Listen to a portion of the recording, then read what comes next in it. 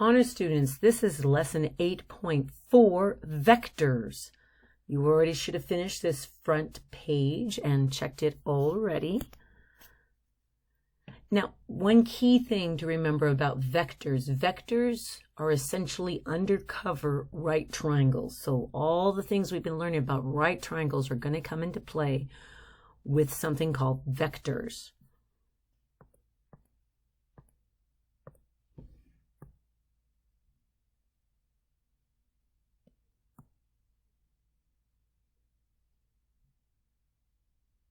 First off, the key thing you need to understand about a vector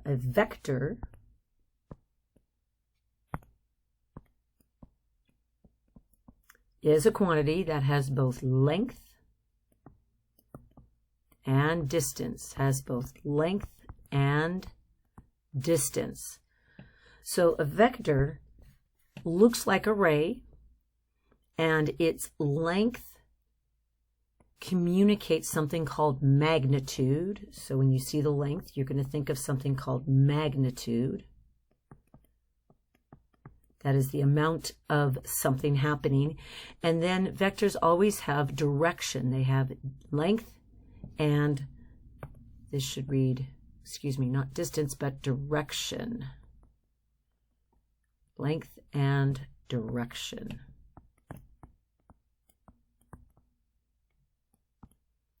If you watch the evening news and the weather, they very often show wind patterns using vector notation.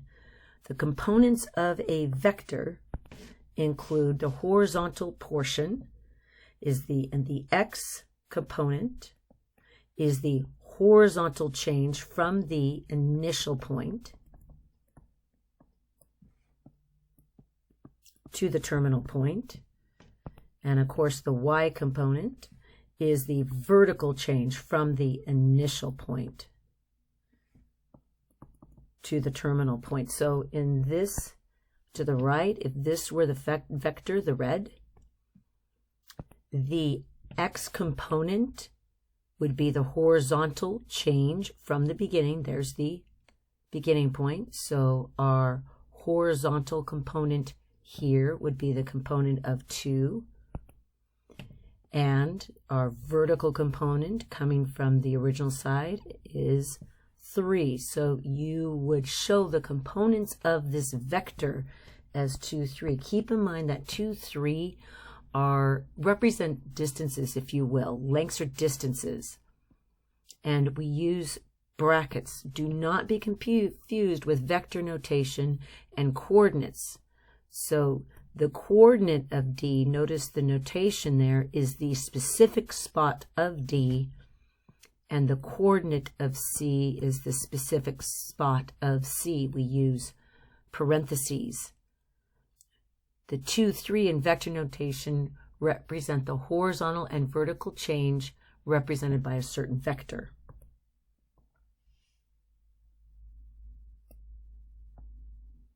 So we're going to write each in vector component form. Keep in mind that x is the horizontal change and y is the vertical change. So taking a look, I'm going to do the 2 on the left. You're going to do the 2 on the right. So here on the left, you have your initial point E, and we're going to F. So you want to bunny hop the vertical and then bunny hop the horizontal. Okay, watch carefully. Our vector component here, you always start with the horizontal. Our vector component, we are moving from left to right. So that's going to be a positive 4 is our vector component for the horizontal change. But the vertical change, we're going down this direction. So technically this is -3. So of this vector right here, vector E to F, direction is important there, the horizontal change is +4 and the vertical change is -3. If we're going to do vector PQ, let's remember these are coordinates. So we have 7, -5, That's P, 7, negative 5. And we're going to Q, which is 4, positive 3. So we are going this direction from P, Q to Q. So watch the direction here. I'm going to get real close so it's easy to see. There's two ways to do this. One, again, is the bunny hop method, so I'm going to use blue for the horizontal here.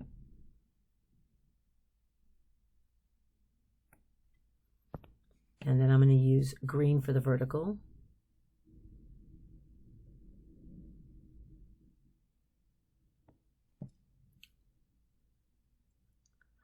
All right, so our vector components physically, the horizontal, we are going left. So that's going to be a negative, and it's 3. So it's negative 3. And the vertical, we're going up, and that is 8. So it's negative 3, 8. So that's the graphic way of doing it. Let me show you the algebraic way. We're looking for the difference of the horizontal. So I connect my x's. 2 observations. The difference between 7 and 4 is 3. But notice I'm going down from 7. The direction is noted here, starting with P, going to Q. From 7, going to 4. That's down, so my horizontal vector component is 3. Connect the y's. We're going from negative 5 to positive 3, so that's a step of 8 steps, and it's positive. So that's how you can do that algebraically.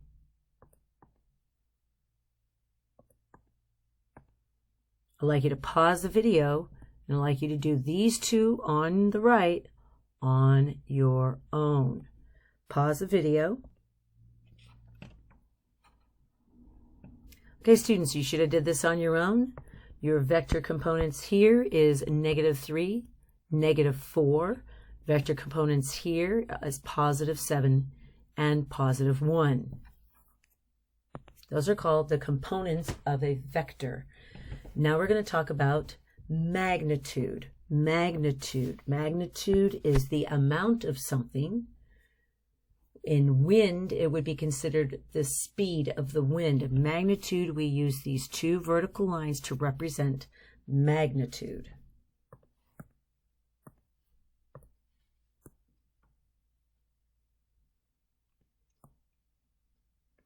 The magnitude of a vector is its length.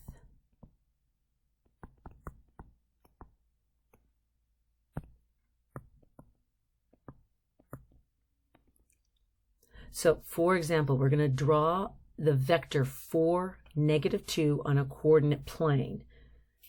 Notice that 4, negative 2 is not a coordinate. It's a positive change of 4 units. So it doesn't matter. We'll start from the origin. 1, 2, 3, 4. Positive change of 4 units. And then we're going down vertically 2 units. So here is our vector from here going to there. We're looking, of course, for its magnitude. So if I were to call this vector AB like this, I would represent, if I want the magnitude, I would do this with the little arrow, magnitude, and that is asking for the magnitude, which is indirectly asking for the length. And of course, you have yourself a right triangle here. This is 4, and of course, negative 2. We're being asked to find the magnitude, which is x. Pythagorean theorem.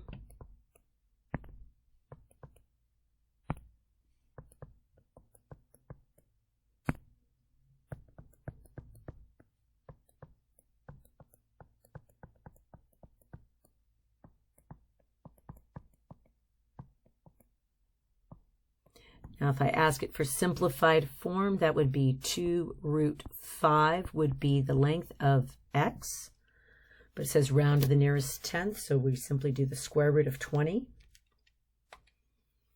And that is approximately Notice I'm using the approximation symbol, rounded to the nearest tenth, 4.5. So this would be called the exact term. This would be called the approximation.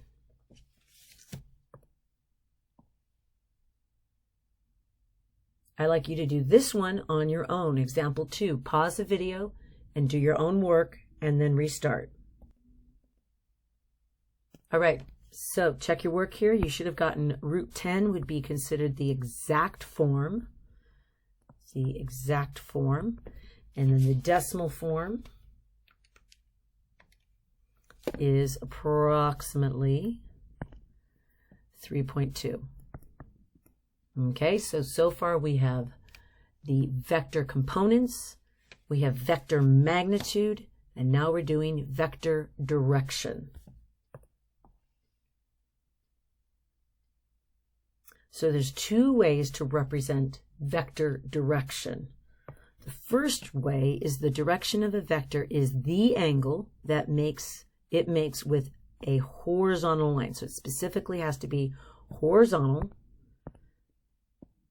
and it's measured counterclockwise from the positive x-axis. So you start on the positive x-axis and you measure counterclockwise. So in this illustration, the direction of the vector AB is 60 degrees. So if all you said is the direction, you start from the horizontal x-coordinate and you go counterclockwise from the positive x-axis. Be aware, though, there is a second way to represent direction with vectors, and that's called a bearing relative to the compass directions of north, south, east, and west. So if you see the word bearing, start thinking north, south, east, west. So the direction of this vector AB, okay, is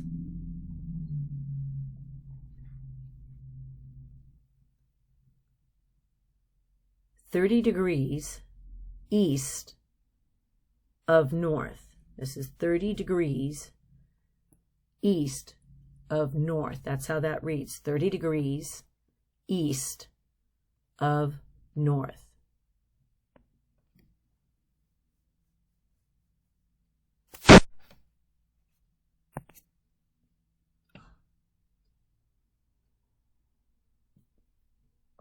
Let's do an example. Remember, everything goes back to right triangles here. So the wind velocity is being given by a vector component of 2, 5. Draw the vector on the coordinate plane. Find the direction. Now keep in mind, anytime you see direction, automatically you're thinking of an angle theta. Okay, now because we're not doing north, south, east, west compass bearings, our angle is going to start at the horizontal on the x positive axis, and it's going to go counterclockwise like this.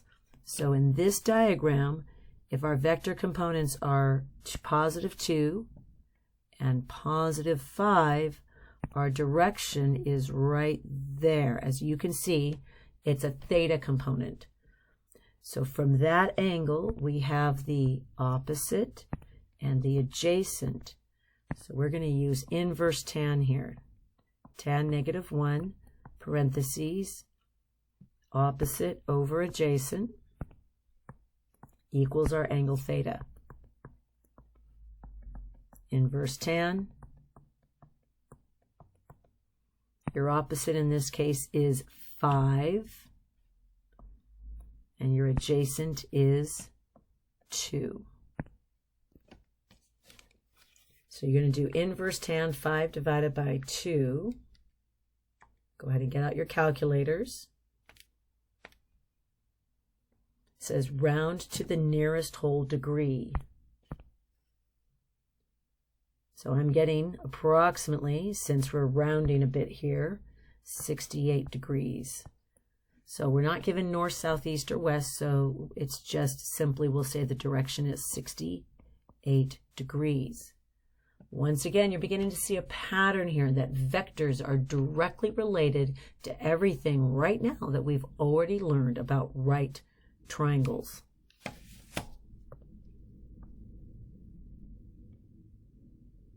Now we're going to talk about vector orientation. Two basic concepts, the idea of equal vectors, the idea of parallel vectors. Warning, they're not the same thing. Equal vectors are if they have the same magnitude. Now above the word magnitude, write the word length. And the same direction, which means their theta is going to be the same. Okay, equal vectors do not have to have the same initial or terminal point. So in our vector u and v here, they have the same length. Just physically trace that. And if you were to measure from a horizontal point, they would also have the same direction of theta. So we would say in this case, an equal vector has the same length, same direction, that vector u is equal to vector v. Two vectors are parallel if they have the same direction, or if they have opposite directions. They can have different magnitudes. So we need to change this. This should be vector w is parallel to vector x. So they don't have to have the same magnitude, but they do have to have the same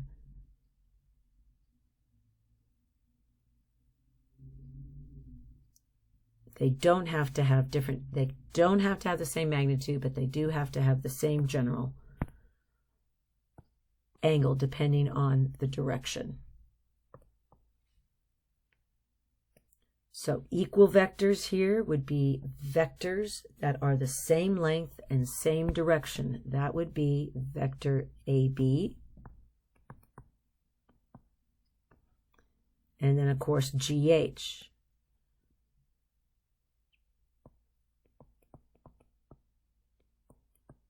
They are equal. As far as parallel would be concerned, that would be vector CD is parallel to vector EF.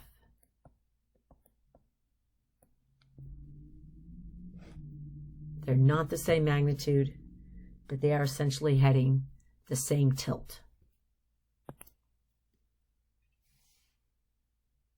The last skill you need to be able to use with vectors is something called a resultant vector or vector addition. Resultant vector or vector addition.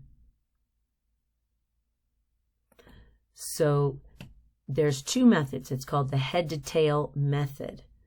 So the red and the blue vector are the original two vectors that we're adding. So you take the tail of the second vector and you put it at the terminal point or the head of the first vector. So if our second vector here is vector V, you put its tail at the end where the other vector ends. That's why it's called head to tail method. And the resultant vector joins from the original initial point to the head of the second vector. Obviously, it closes into a triangle.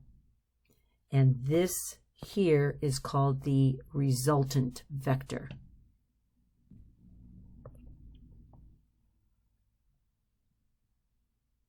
Then you have what's called the parallelogram method, where you take the two vectors you're trying to add, and they share the same initial point.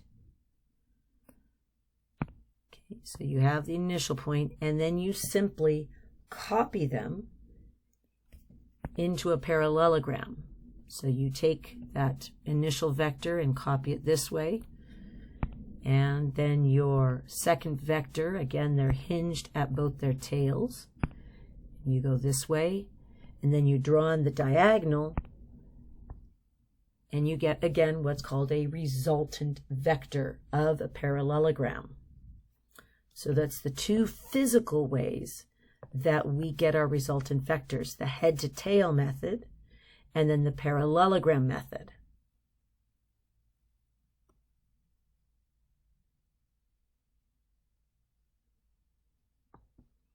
Then there's the numerical method, and that is where if I'm going to add the components of my first and second vector, all you simply do, in our example up here, if I have my vector u here with an xy component, the xy component would be here and here.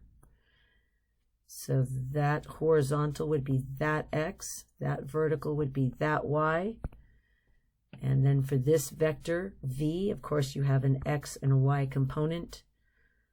To get the vector components of our resultant vector, you simply add the x's and you add the y's. That's called a resultant vector.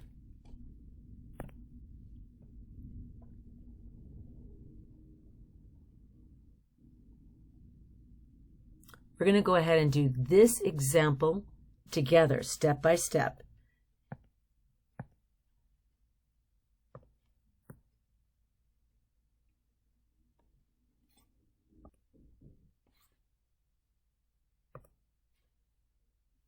Says a kayaker leaves shore at the bearing of 55 degrees east of north. That's how that reads, 55 degrees east of north, and paddles at a constant speed of 3 miles per hour.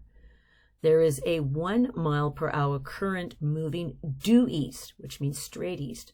What are the kayak's actual speed and direction? Round to the nearest tenth.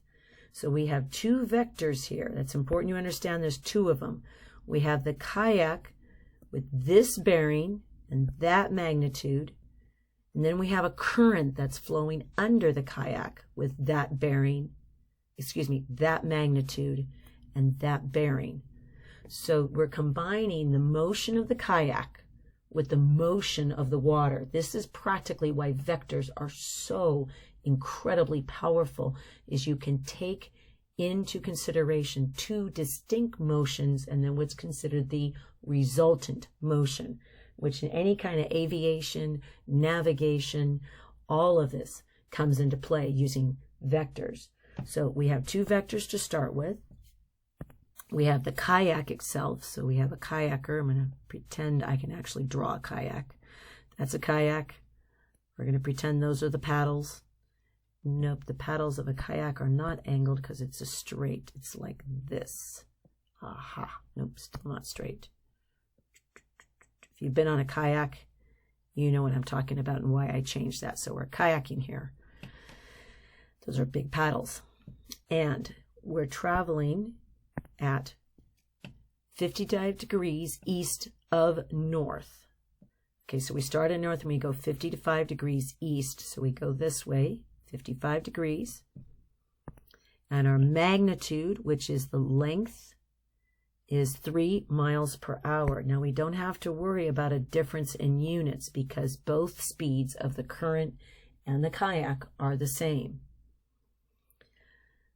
Then we do not know our vector components, the xy of the kayak, but the current is heading 1 mile per hour, so know it's shorter and it's due east, which means it's just along our x-axis.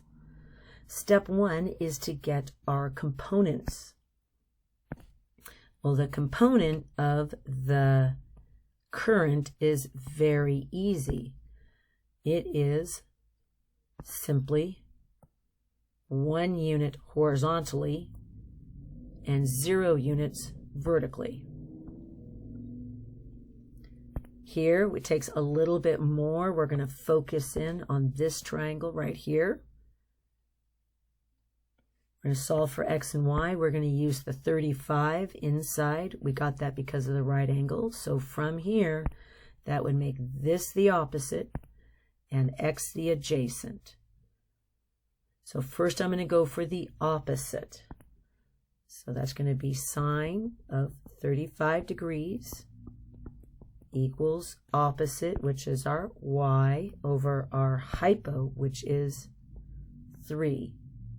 Therefore, our y component is going to be the sine of 35 times 3. And we're told to round anything that deals with speed to the nearest tenth. So I'm going to go 35 sine times 3, and we get 1.7 is our y component. That's this one right there, 1.7.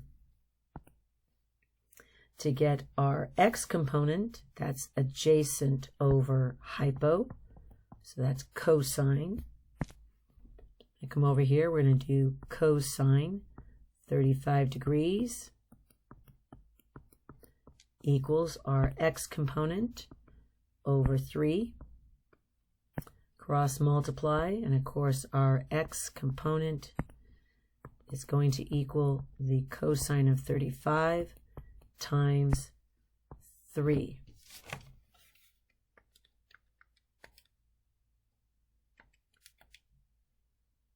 We get 2.6. 2.5. That's our x component. Is from here to here is 2.5. So our vector components for the kayak is going to be 2.5 is our horizontal component, and 1.7 is our vertical component. Now we have our vector components. First thing is we need to add these vectors, and we get a resultant vector because we're combining the kayak. Let's just label what we're doing here. This is the kayak vector, and this is the current vector. They combine, so technically we are adding. So the vector of the kayak and the current together is we are simply adding these two, and that's going to be 3.5. And then we add these two, and of course that is going to be 1.7. So our resultant vector looks like this. Okay, the kayak is 1, 2, 3.5, and then 1.7. Those are your components, and then this would be considered your resultant vector right there. There's your initial point and your terminal point. So, in other words, look really carefully. If your kayak sets off here with that speed of 3 miles per hour in that original direction, but you have a strong easterly current coming this way, it's going to pull your kayak this direction. Notice the resultant vector is slightly less steep. You see that? And if you think in the real world, that's exactly what would happen if you have a strong easterly current. So we have our resultant vector. Our final step is to get magnitude and direction here. So let's draw this out as a right triangle because that's what you're familiar with. There's our resultant vector, 1.7, 3.5. Good. Remember, magnitude is a concept of length.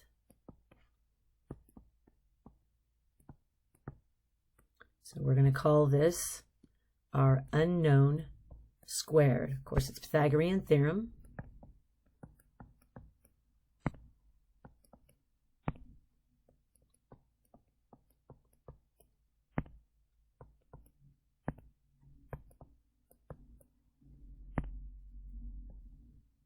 You can go ahead and do that on your calculators.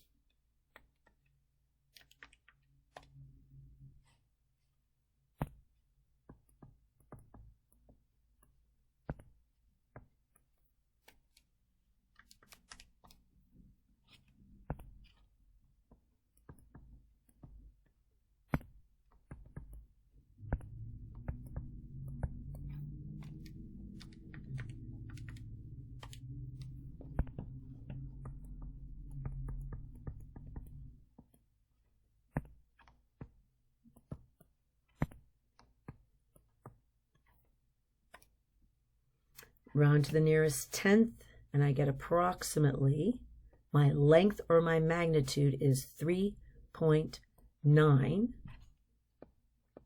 Now, in real life, what you just found was the speed of the kayak. So my kayak was originally going approximately 3 miles per hour going this way.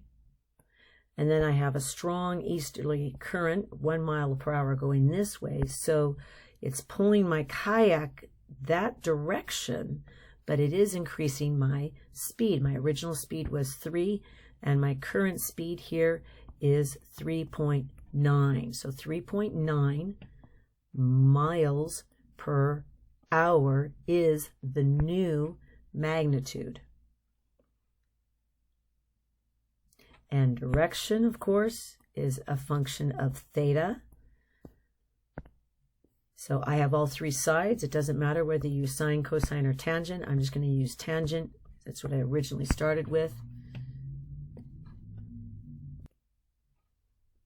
So I'm going to go tan, inverse tangent, opposite, which is 1.7, over adjacent, 3.5, equals that angle theta there. Get out your own calculators.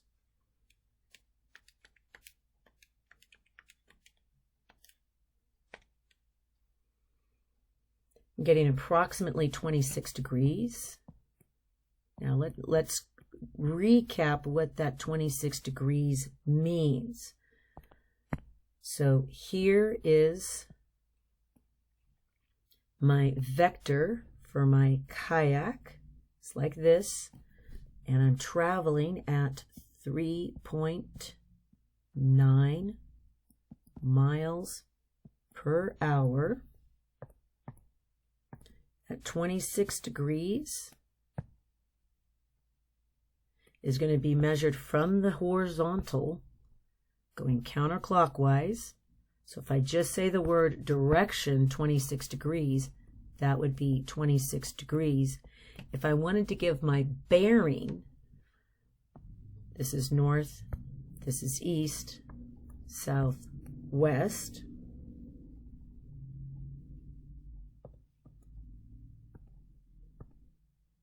And the reason why I'm giving my bearing coordinates is because you're given coordinates to begin with using bearing coordinates due east. So that's how I know I'm going to use bearing coordinates as well. And another way to look at this is to call this, watch the notation here. If that's 26 degrees, this right here out of 90 is 64. And when we would write this north 64 degrees going east, that would be the bearing direction, north 64 degrees east. Or another way you could say it is 64 degrees east of north.